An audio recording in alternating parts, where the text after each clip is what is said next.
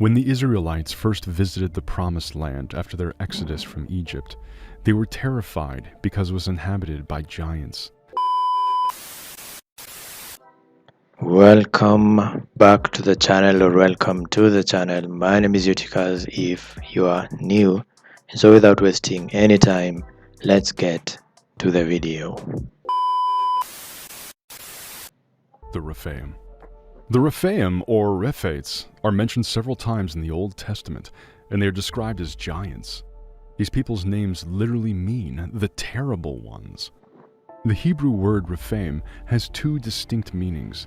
It's a figurative description of the dead, similar to how we think of ghosts.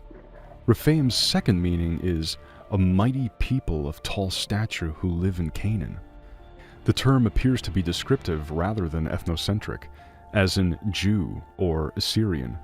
This video will concentrate on the second meaning. The Rephaim are mentioned for the first time in Genesis 14, when they were conquered in a battle with Chedorlaomer and his allies. When the Israelites first visited the Promised Land after their exodus from Egypt, they were terrified because it was inhabited by giants. The term used is Nephilim, which refers to Anak's sons. Numbers 13:33. We saw the Nephilim there, the descendants of Anak, come from the Nephilim. We seemed like grasshoppers in our own eyes, and we looked the same to them. Giants were found all over Canaan, but they were known by various names including Rephaim, Zuzim, Emim, and Anakim. According to Deuteronomy 2, the Rephaim, like the Anakites, were strong and tall.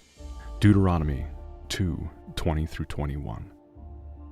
That too was considered a land of the Rephaites, who used to live there, but the Ammonites called them Zamzamites. They were a people strong and numerous, and as tall as the Anakites. The Lord destroyed them before the Ammonites, who drove them out and settled in their place. Og, the last of the Rephaim in his land, was described as having a bed 13 feet long and 6 feet wide. Could the Rephaim have been actual giants?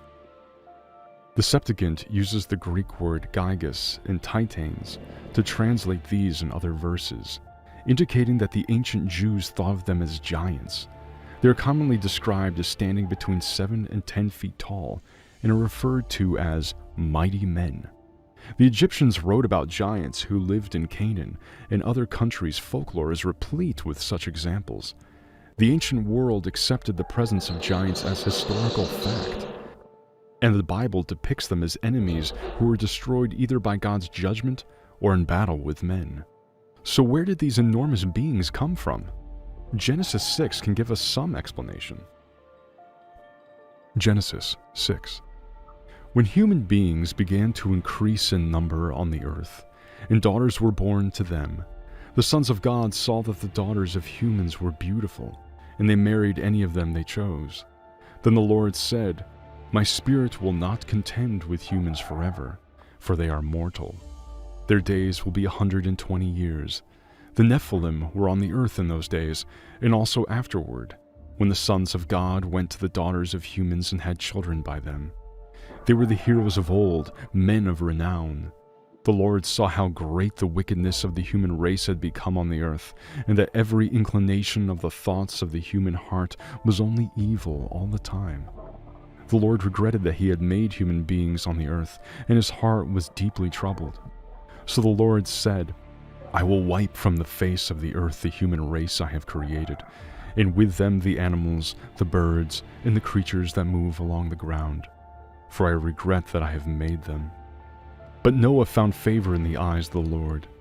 This is the account of Noah and his family. Noah was a righteous man, blameless among the people of his time, and he walked faithfully with God. Noah had 3 sons, Shem, Ham, and Japheth. Now the earth was corrupt in God's sight and was full of violence. God saw how corrupt the earth had become, for all the people on earth had corrupted their ways. So God said to Noah, I'm going to put an end to all people, for the earth is filled with violence because of them. I am surely going to destroy both them and the earth.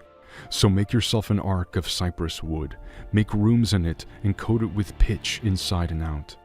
This is how you are to build it.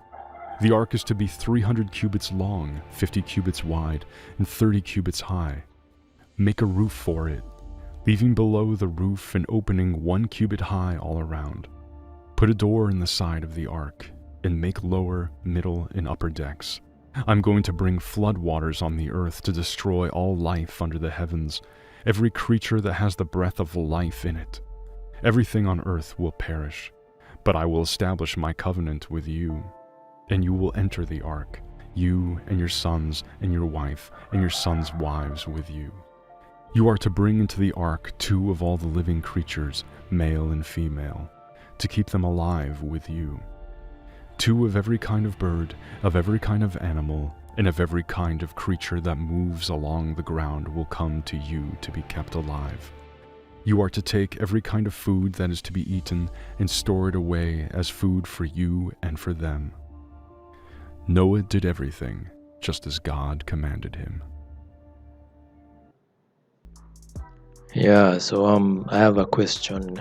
Were the floods meant to destroy the giants, and if so, why were the humans involved? And if they were there to destroy the wicked people at the time, like what was the criteria, you know?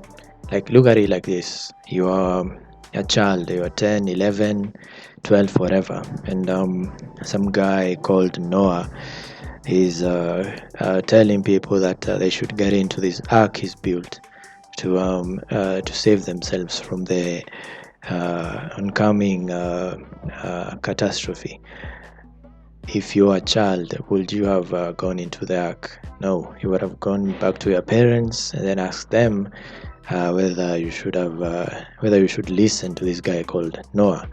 And being well, according to the story, they were all wicked, so they didn't want to go. And you ended up just dying like your parents were. Do you think that really is fair? You know, I'd like to hear your thoughts on that one, because people tend to forget there were a lot of innocent people back then too, you know. But I might be wrong. If you have more information, you can tell me whether you agree with me or not. But I'd like to hear your thoughts. Okay, let's continue with the video. But whatever Rephaim's origins, it is certain that a race of giants, strong, tall people, existed at one time, and many cultures interacted with them. Even now, there are people who grow to enormous proportions, whether due to genetic disorders such as gigantism, or to perfectly natural heredity.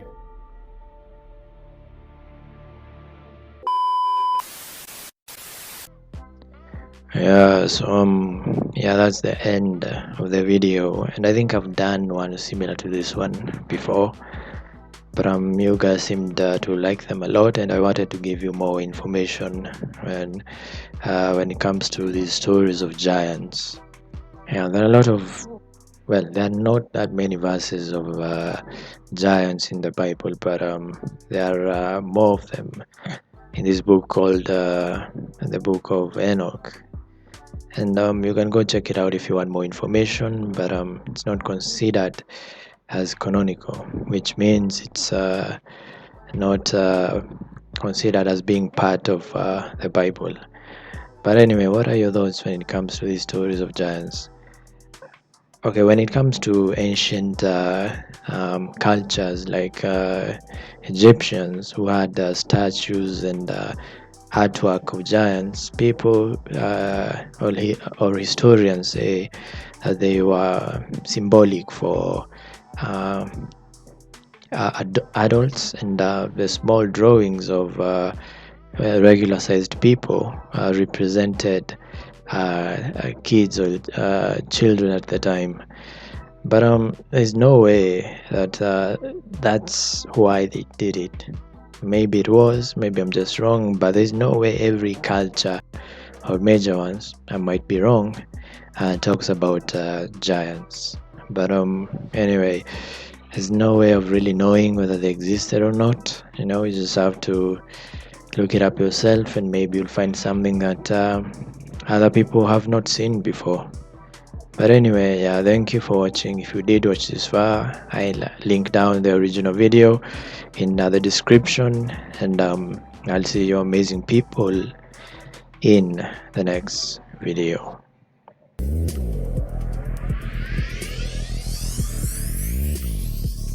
Kick.